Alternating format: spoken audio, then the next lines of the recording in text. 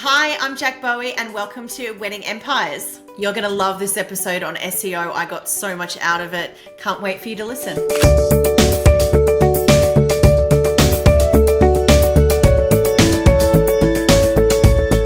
Hi, I'm Nina Clapperton and I'm here to talk all about SEO for your wedding business so that you can get customers on autopilot to your website. So my guest today is a multi-six-figure blogger and the founder of She Knows SEO. Love that name. After sharing your stories in living in over 12 countries, in 10 years on all platforms and making $0, you found out about SEO, learnt how to use it, and scaled your blog to over 50,000 sessions in a month. And you're going to tell me later on you got it even bigger than that.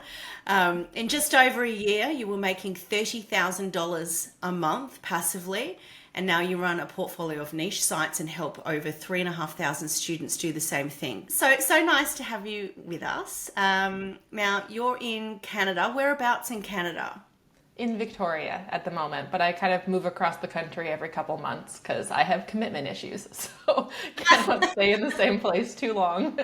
Now, SEO, it's a funny topic, right? I've been in and out of the digital marketing space for a long time, and SEO is one of those things that I just have never got the grasp of. I think, the sort of lack of tangible instant results and gratification has been confusing for me. So I hope that I personally am going to get a lot out of this today and understand SEO a lot more. But I think it's something that all wedding professionals definitely need to get a grasp on. Anyway, let's unpack. We've got a few questions around that, and I believe that at the end we're going to go through 7 simple steps for these wedding businesses to get more visibility on Google. So what's the story with your business? I guess how did it all start? It's with this blog, right? Yeah, I didn't know what to do after undergrad, so I spent a year traveling across Europe, which I know is like more common for Aussies. It's not common for Canadians. Everyone in my life was like, "What is wrong with you? Why are you doing that?" But I went abroad. I was supposed to go to law school, and then I ate a stale Starbucks cookie in Germany, and I was like, I'm more excited about this cookie than I am about my full scholarship to law school, so I'm not going to do that. I'm going to find something else. So I actually found a $200 flight to New Zealand and then moved to New Zealand for a year. Was very sad to leave, but it was my favorite place in this world, and I hope to go back. But yeah, so from there I started writing the blog in New Zealand and sharing it with my family to be like, hey, where is Nina? What is she doing around the world? And I didn't really understand that it could make money. It slowly started to get some traction. I had some accidental things go right, but mostly everything went wrong. And then the pandemic hit, and I was like, okay, well, I'm in my sister's basement in Canada. I don't know what to do with myself. So let's really try to make this work. And at the time, I really thought that blogs were only for moms, basically, or you had to do Instagram. And I am not a visual thinker. I don't take good photos. I don't really care to take good photos. So I kept failing at doing weird TikTok dances and things like that, trying every platform for a week. And of course nothing happened because I did it for a week. Instant gratification, I definitely wanted it too. And then I figured out SEO. I took a few courses. They kind of told you the things to do, but not when to do them or how to mix them all together. So it was kind of like Great British Bake Off, where they have the blind bake and they give them hey, here are all the ingredients, but not how much or when to do them or the oven temperature, and then everything goes wrong. And that's kind of what happened. So I sat down, I have a master's in publishing, I worked in law, and I kind of put it all together and I was like, okay, my understanding of marketing, let's go from there. And then I created my own strategy, and in 6 months I went from about 5,000 page views to about 65,000 page views, which was a growth of 51,000 sessions. And I'm happy to break down what that means as well after if needed. But then, yeah, I kind of kept working at it, and I learned about affiliate marketing, I learned about digital products, and within another 7 months, I had my first $30,000 month, which sounds insane. I thought that's how much I would make in a year, honestly. I never thought I would be a profitable human being. I thought I was a capitalist failure for a long time, but it worked out really well. And then I've been able to, do this full time ever since, which has been amazing. Wow, well done. So I guess for anyone listening now, Wedding Empires is going to be a real mixture of people listening to this show. So they might be thinking about starting a wedding business, or they might be, got their own kind of solo gig going on as a florist or a photographer, or they could have a full team around digital marketing and SEO. So I guess let's explain it for somebody who's new to SEO. Let's break it down in simple terms. And why should a wedding professional care about SEO? For sure. So SEO at its basis is just us translating ourselves for Google. Google is a robot. It can't understand perfect English. So I always give the example of like my grandma is 90, and when I had a podcast, I had to try and explain that to her, and she like could not grasp what podcast meant. So instead I was like, oh, it's my radio show. It's my radio show that people can listen to at any time. And it's kind of the same idea here where we're looking at Google and seeing, okay, what exactly is the way that Google understands these things? And we're just putting it in terms that Google understands. Now for Google, that's not necessarily like we need to say it's a radio show. It's more that we need to like signpost things. So for example, if you have a florist business and you never mention that you're a florist, or you never mention the location, that's going to be a problem. Google has no idea who you are then. And same thing if you specialize in like, there's saw something once that was like someone makes bouquets and they look like dogs, and I was like, that is the best thing I've ever seen in my life. So you're gonna want to like find people searching for that. And that's the great thing about Google is it is organic search. So your ideal audience are on Google every day. There are over 3 billion searches a day on Google searching for what they want. And they're telling you exactly what they want in terms they understand. So we have to try and find out, how are they searching? What are they searching? And then we want to create content around that. And that can literally be your homepage or your services, but you need to use terms that they understand. So I want to use terms that my audience understands. I don't want to make up something that they've never heard of, but also we don't want to get too technical. So with SEO, I'm not going to be like, okay, link juice schema. You'd be like, what is that? Like, oh my God, no. But if I'm like, how to tell Google you're an authority on being like a wedding photographer, that makes way more sense to you. So we want to make sure that we're looking for things that our audience is searching for. We can put ourselves right in front of them, so you don't have to pay like thousands of dollars a month in Google ads or Facebook ads, but you don't want to spend a ton of money on ads that often get leads that don't really do anything. We want people who want our services, and this is a great way to get in front of them. So another example would be like, I have my SEO specialist page. Someone's going to Google, like, I want to hire somebody to be an SEO specialist for my website. So, well, it's actually SEO consulting is the word I had to use. I don't think of myself as a consultant, but that's what they were searching. So I created a web page on my website. I had like 5 pages, and I was like, hey, SEO consulting. And all I did was write a post that basically explained, hi, I'm Nina. Here are my credentials. I can help you. Here's how I can help you. And I just used that term, SEO consultant, a couple times. So Google understood, okay, she's an SEO consultant.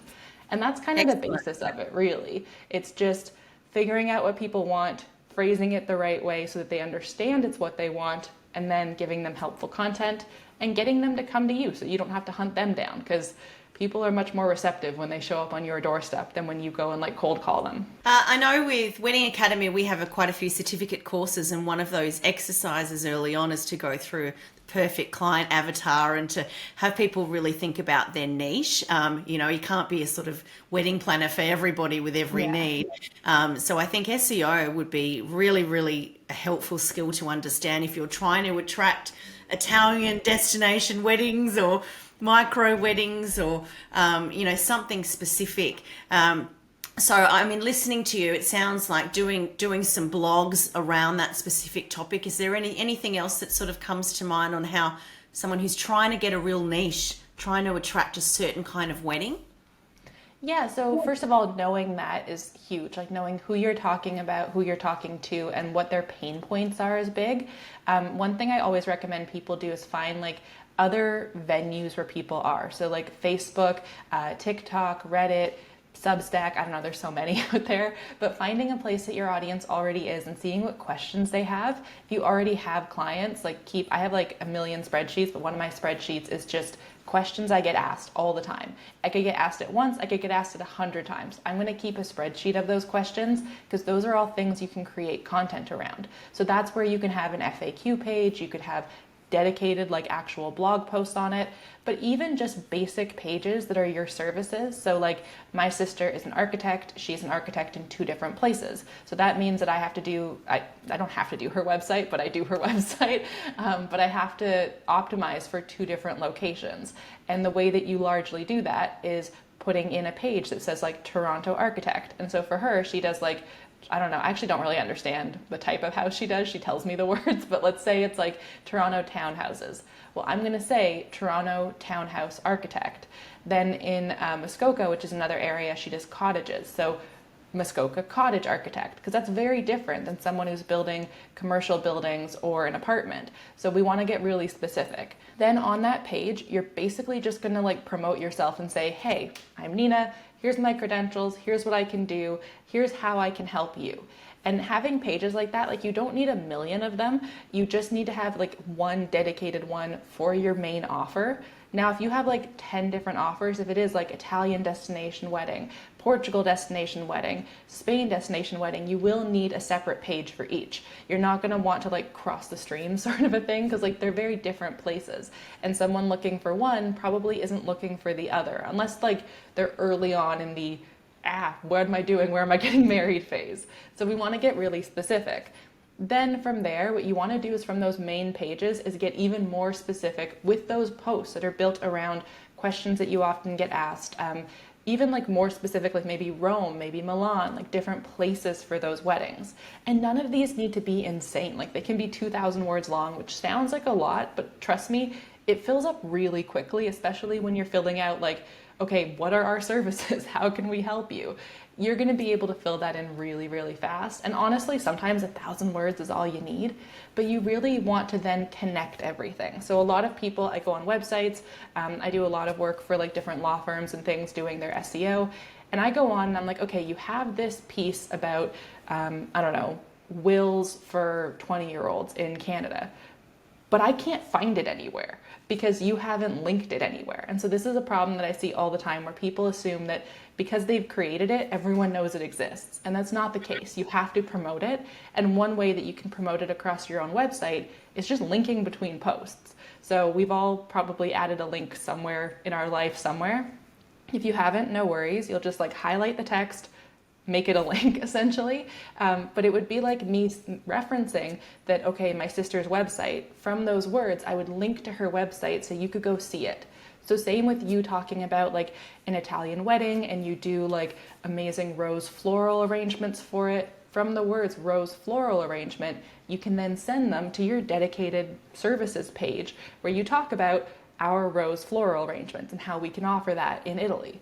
There you go. Now you've like connected it all together so people can find it. Like having a really, really easy structure for that is so important. Another thing that I recommend doing is not like hiding stuff on your website, which does happen. Have what I call an everything page. It's also called a silo page, which is where you're basically going to list everything on your website really easily. So if you're saying, hey, I do 20 services and I can't find where you talk about those services, that's a problem. So you can literally have a page someone can go to that just says like, here are our 10 services. And then it sends them to those pages to find out that you do Italy, Spain, and Portugal, because maybe they only knew about Italy. So we want to make it like super, super clear. The other thing is stay in your lane. So just because like you do, I don't know, like rustic chic weddings, don't suddenly also be like, oh, and by the way, we can also do these 10 other things. Because people don't want that from you. They want to know that you know this one thing really, really well. So it's like if I start now talking about like how I train my own service dog and blah, blah, blah, you guys would be like, okay, maybe that's interesting, but it's not what I'm here for. And we don't want to like confuse people or muddy the waters with that. So being really intentional, having one website per business as well. And that doesn't mean that you can't promote floral arrangements and photography, but it means that you can't do like, I don't know, grunge wedding and then like pop princess wedding. Because I don't think the same person is going for those things. Maybe, I don't know. But you want to be careful with that. Now, I know that we've dabbled in both types of SEO when it comes to on-page and off-page. Can you explain to me in layman's terms what those two terms are? So on page are things that are physically on your website. So that's going to be like using a keyword in the text. It's going to be different coding elements, and you do not need to know how to code. Most systems have this built in.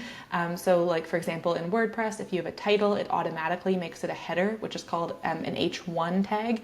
And literally it descends. So H1 biggest, H2 second biggest, H3 third biggest, and so on. And that's basically you giving your post a title. Every post should have a unique title. Then the other headers are kind of like chapter markers breaking it up for you. So like, okay, if you have a post that's 1,000 words, we're not going to sit there and read that if there's nothing that's like, hey, here are some signposts that I talk about these specific things in it. So when I was talking before about your location page, I don't remember enough about Sydney. I was there when I was 16, so I can't like draw on that one specifically. But like, even New York, you might be like, okay, I'm a New York photographer, so you're going to put New York photographer somewhere. Then you're going to talk about the type of photography. So maybe you do like those Insta 360 shots that do the weird globe thing. So like Insta 360 walk on a globe videos, I don't know. But you're going to signpost kind of like the theme of individual sections of paragraphs. It's also going to go with your metadata. So metadata is what users can't see, but Google can see. So that's going to come down to like your title for sure. It needs to not be too long. Google likes titles that are under 60 characters, not words, characters. Be careful about that. And then a meta description, which is like if you search on Google, you'll see it always has like a little blurb about whatever that result is going to be. That's what a meta description is. It's 160 characters that says, this is what you're going to get when you open this up. Then there's other elements in there like internal linking between your content, the length of the post, things like that. Off-page SEO, on the other hand, is stuff that happens off your site. So it's essentially digital PR. So you going on a podcast like this one, you having someone else like reference your services and give you a backlink. Backlinks are just literally a link from them back to your site. Going like having a newspaper recommendation about you, really anything where someone is talking about you is PR, and that counts. Even Google My Business. Yeah, Google My exactly. Business. That would be off page. And Yes, this exactly. is why listeners, you're getting hounded by people that want to write a free guest post on your website and backlink. That's why. Yeah, and businesses especially, like most businesses don't know SEO, but they accidentally do pretty well because their clients or bloggers like me will talk about it and recommend it. So we will offer you guys a link just naturally. And over time, this builds your authority with Google because Google needs to trust you and know like, okay, there's 1,000 Ninas in this world. Who are you specifically? What are your qualifications? So like I mentioned earlier, I didn't go to law school, but I worked in law. So some of you might have been like, how did she do that? I was a law clerk. When I came back to Canada from the pandemic, I got stuck law clerking and it sucked. So if I'm going to talk about, okay, Nina worked in law, I need to say what type of law that I did or how I got into that. You're also going to do the same thing here with like having people talk about you. Like you probably don't wander down the street and just wander into restaurants. You're probably more likely to go to a restaurant that a friend recommended. Same thing here. People will trust you when you're recommended. And when you have some authority over time as well. So backlinks are a way that people go like, hey, I like this thing, so I'm going to talk about it. And then the problem is that businesses get really good authority because people really trust them. And then sneaky bloggers, not me, sneaky ones, I'm an okay one. They come in and they're like, hey, give me a backlink for free kind of stuff. And usually like their posts are not great quality, so I typically don't recommend it unless you really know the person and you have like some good samples of their writing as well, because they are getting a huge benefit out of it. You might think you're just doing something nice, but getting links like that would typically cost them upwards of $1,000. So you are saving them a lot. And unfortunately, they're not always the most grateful with offering good content. So always, always, always vet things because it is your site, Yeah. is your business. So be really careful. Hitting 50,000 visits a month, that's no small feat. What were the game-changing moves that you did to hit that number? Yeah, so I started a blog not really knowing who I was talking to or what I was talking about, and I didn't have a niche. So it is kind of like me going, hey, I work with weddings, and everyone's like, but what type? How? Like, what are you doing? And I also wrote posts for me. So I wasn't like writing to help my audience. I was thinking about what I felt like writing. Often they were very short. So the first thing that I did was I came up with a niche. I came up with a niche and an audience avatar, also called a customer avatar. And I could literally picture this person like on my couch. Then I had 180 posts, I think, at the time, and I had to go through all of them and fix them. Because the problem is Google sees your whole site as one giant thing together. So if you have bad content that's like weighing you down, I always give the example of like a GPA, which is, I know, a US thing. We don't have it in Canada either, but people seem to understand it a bit better. So like your GPA is going to be your total grades from every course. It doesn't matter if that course you took 5 years ago. It doesn't matter if like that course was irrelevant to what you're doing. If it's connected together, it's going to bring down your overall GPA. And the same thing happens with Google. So we want to get rid of bad content, update it and fix it, or even just straight up delete it. So I got rid of 80 posts. So I had about 100 left, and then I fixed 100 posts in a month, which was, I didn't see friends that month. I really like isolated myself to do that. Then the next thing was learning how to find keywords that were things my audience were actually searching for and that were relevant to my niche. So I didn't just go, okay, there's many keyword research tools that will give you an idea of traffic and difficulty. For a while there, I was just picking whatever was green, which is usually like the easy color, but I didn't care if it was fully relevant. So like I wrote a beach packing list. I didn't have any beach content on my site. I had nothing else about the beach. So like, why would anyone trust me about beach stuff? Like they shouldn't, and they didn't. So I really got into topic clusters, and topic clusters are just when you get really specific and write content that's related. So the example I usually give is travel related, but let's make it wedding related. So if someone's planning a wedding, there are certain steps they need to follow. There are certain elements of things that are related to each other, and they need to know all of those things. So if you just tell them like, okay, here's how to handle like your seating chart or something. Okay, but what about, should they do like long tables or circular tables? Should they have like a giant flower arrangement on the tables? Do they need place cards? What color napkin goes best with this theme? There are all these extra questions around it. And if you only like dip your toe in and answer one question, you are leaving everyone with SEO blue balls, and that is not good. We really want to make sure people like leave really satisfied. That's my favorite analogy, but that's a sentence I wasn't expecting to hear today. but we just want to make sure people like get all the information, because if they don't get it from you, they're going to leave and get it from someone else. And then again, we want to make sure that they know we have all the information, so we are linking between it so that we can be like, hey, next go to this thing. And then from there, I did some backlink building to make sure that people like knew I was trustworthy. And a lot of it was just rinsing and repeating and getting really, really specific and very determined. So like I did barely anything else. I don't really recommend that for a fair while. And it was really important to me to build this business. And for that one, the reason that 50,000 sessions is like such a number I harp on is because that can get you into an ad network, and that will make you like $2,000 USD passively a month that you don't have to do anything else. And that's really nice, because for that business, I didn't have services. I didn't have a course. I later made a $7 course, but I didn't have those other income streams. For my main blog now, She Knows SEO, that one, like I've been fine sticking around with like 25,000 sessions because I have a course, I have services, I have an email list. I don't need the ads in the same way. So you guys may not need ads, and do think of it like, I don't know, people always are like, oh, I only have 100 people on my website. If you had 100 people in your store, that's a lot of people. Like that's a good amount of people. So we want to try to like really monetize those people. And the way that I did it might not be best for you, and that's totally okay. There are so many ways to make money in this world, but traffic is really going to be the starting point for it, because no one will know that you have this service or have these offers or that you can do all this amazing stuff if they don't know you. So the first thing is to get them in the door, and then the next thing is to convert them. And that's really where I was then able to scale my business to like, I had a $10,000 month the month after I got my 50,000 sessions, and then traffic kept growing. And around the time I was at like 95,000 page views or 100,000 page views, I had my first $30,000 month.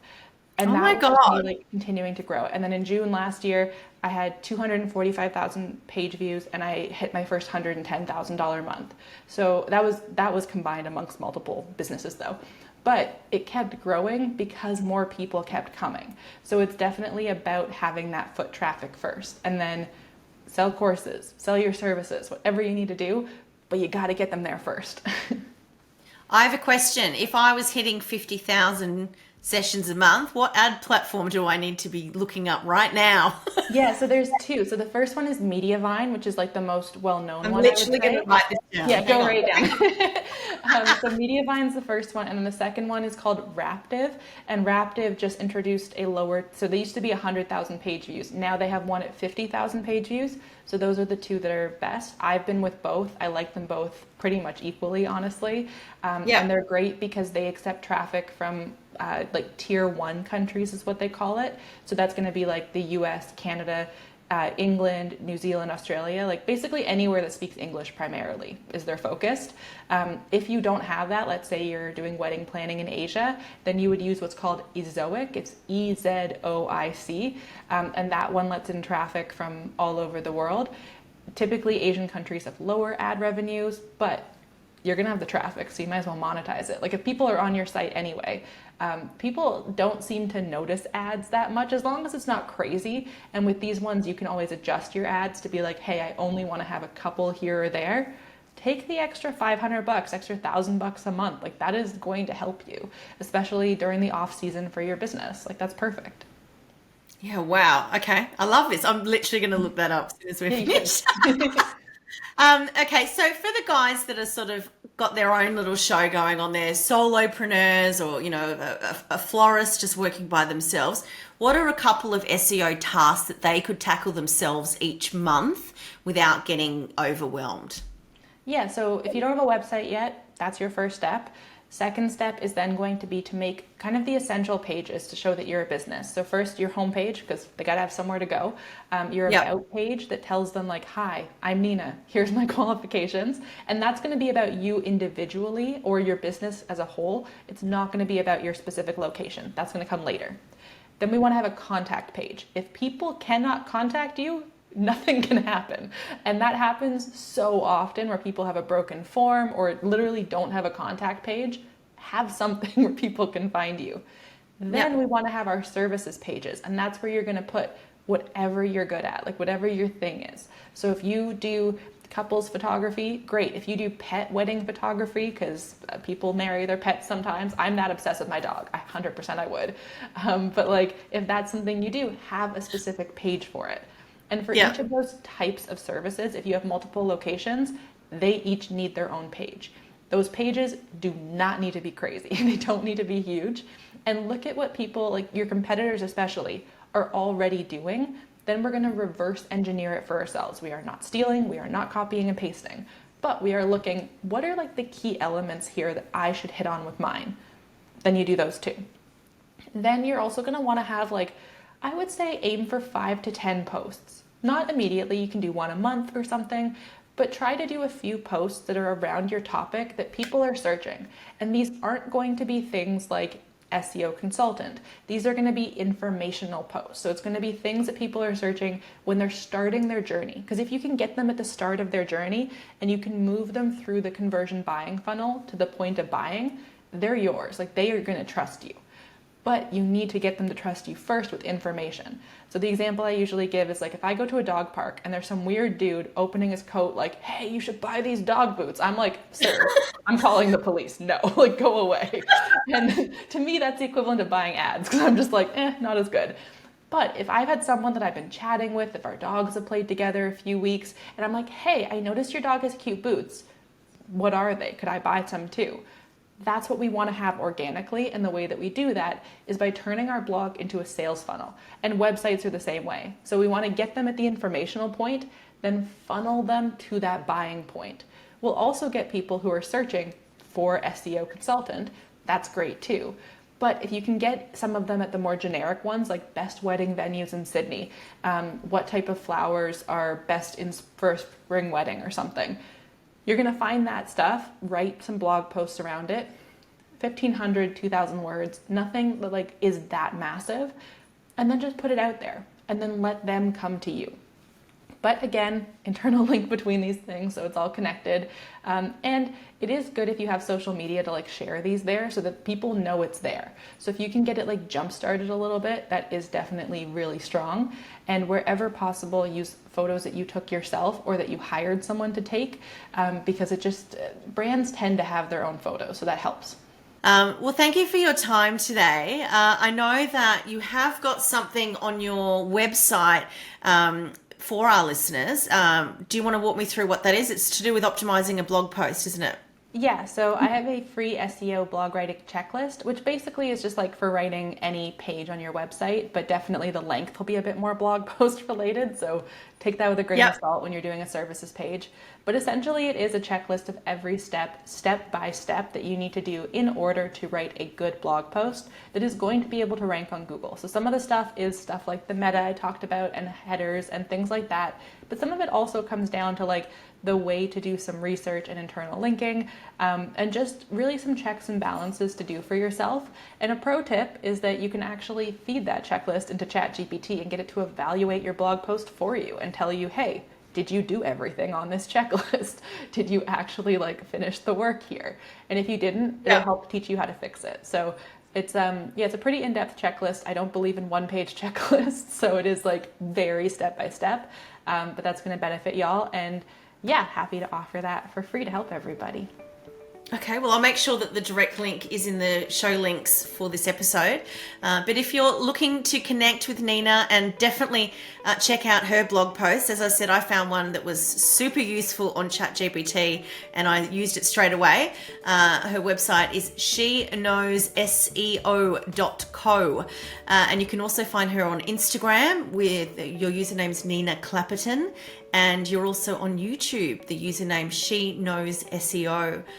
Thank you so much, Nina. It's been a joy getting to know you and hear about your story. Thank you so much for having me. This was super fun.